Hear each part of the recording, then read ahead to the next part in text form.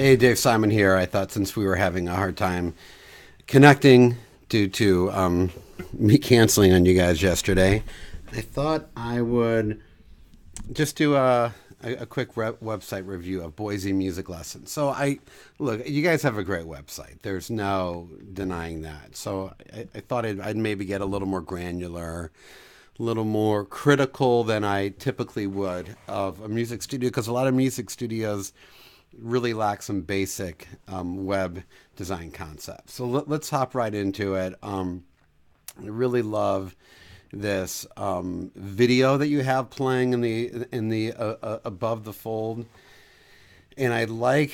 I mean, the whole design's really good. You got the logo to the left.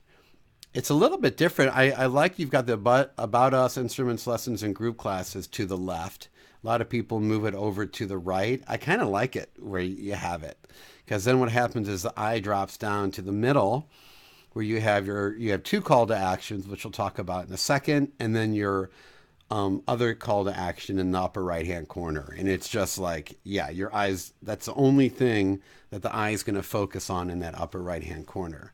We talked about this already. I think free instrument buyer's guides unnecessary. I don't think people are going to be interested in that. I'm not exactly sure what that even means. As a musician, I have an idea. I think it's maybe kind of recommendations of what you'd recommend, or perhaps you guys do retail.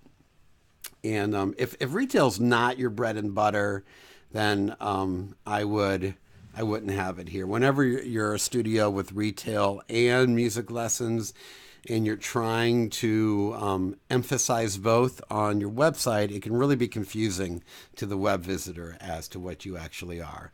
I think having Boise music lessons as your text there in the middle is unnecessary. You already have it there in the logo, and perhaps you put it there for SEO purposes. I think having something like music lessons and then a short statement, music lessons you'll love, or but really just focusing on that it's music lessons. Not terrible if you keep it as Boise music lessons. I like enroll now as your call to action. And yeah, maybe center that enroll now and get rid of free instrument buyer's guide. So one little thing that's a little confusing about the videos, I'm trying to figure out who your target. Well, now I know because we've connected on Messenger. But who is your target customer? Everyone here looks like an adult, and this video really captures the feel and the mood of your studio. It looks kind of like in home, really warm. Type of environment, but then you've got, and it's all adults, but then you've got this one like 10-year-old, 11-year-old boy playing drums, and that's an interesting, who is your ideal customer. And not that it's, I get the hunch that you're really trying to focus on adults, but you also have a few kids in there. I think if your studio can get bigger if you target kids, maybe right now your objective isn't to necessarily get a ton of new students. I've had a lot of challenges keeping adults in my studio. Okay, next section of your website I think is really nice. Are you ready to play? It's like, do this, step one, do step two, do step three. And that's nice graphics. Now I get a little confused in the next section where it says community is our focus. If that was your tagline up at the top and the above the fold, I really would have been confused. I think community is not your focus. Teaching music is your focus. Maybe building community through music would be a better sense, or give people a better sense of what you're about, or join our musical community. I think I've seen other schools do this where they focus on community.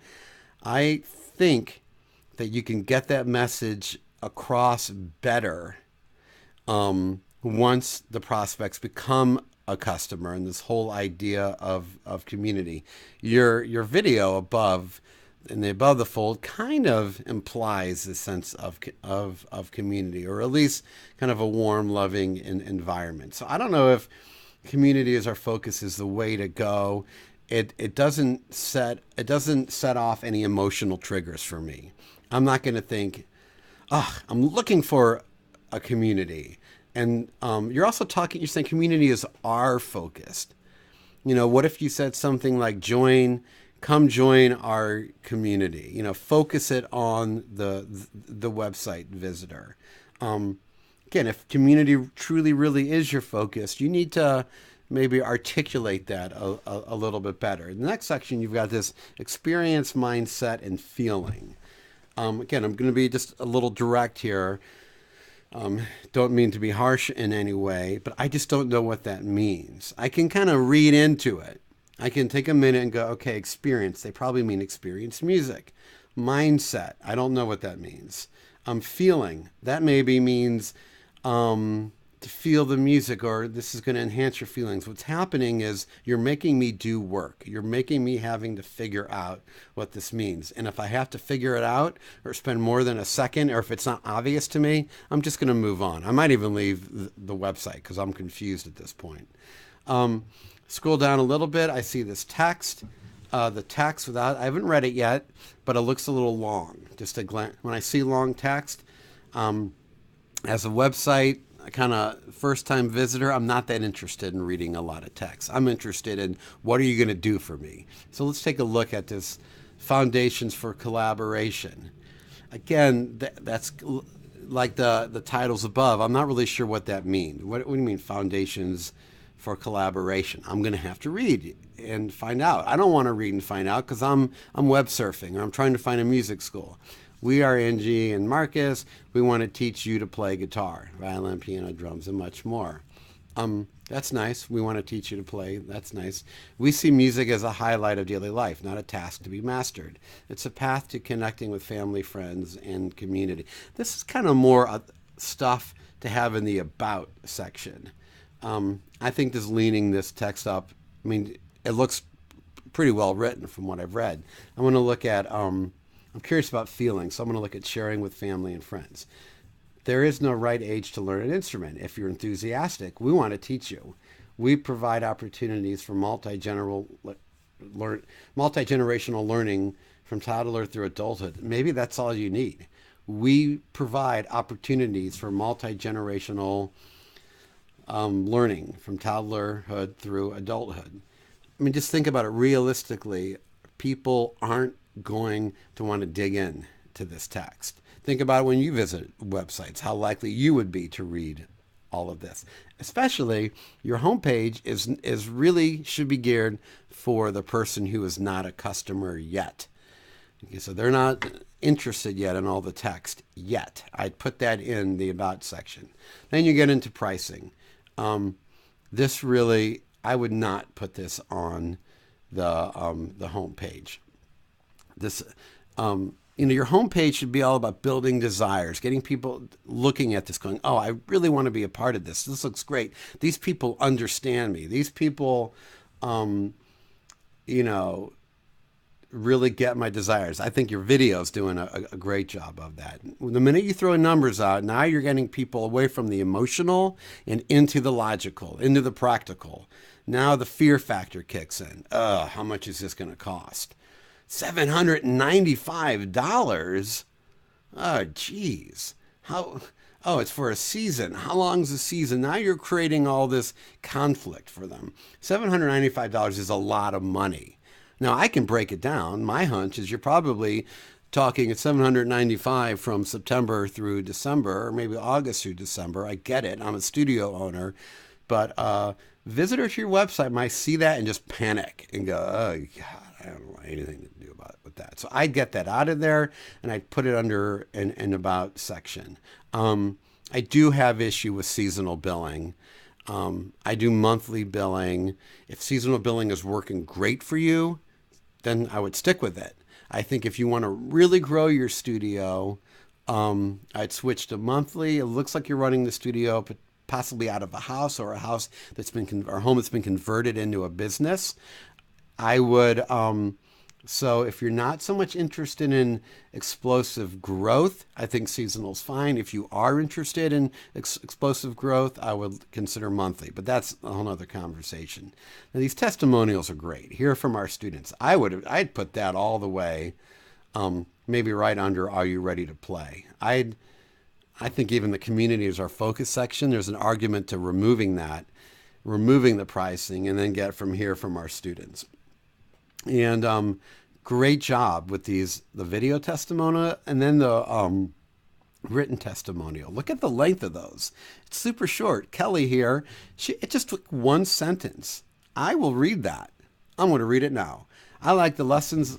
I like that the lessons are flexible. So in case I have to miss one, there are many options for me. Okay, well, that's not an emotional statement from Kelly. Let's see if someone else talks about how this has changed their lives.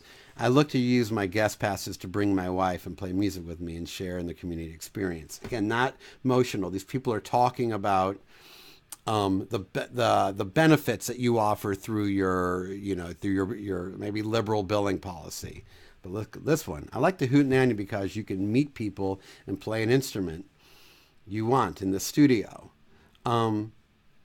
So those are okay now that I've read those. I like the length of those, but I'd like to see someone say something like, because I've gone to Boise music lessons, I now feel this way. You know, my kid loves coming here to play, or I love the community of people that I've networked or met with, and the weekly hootenannies are always a highlight in my week. So getting a little bit more, showing testimonials of people saying my life has been transformed by these people in this way. You know, it's not have to be an over the top transformation. It can just, be something really simple. So the idea is great, but I think focusing more on the emotional benefits and the transformation they've gone through will be helpful.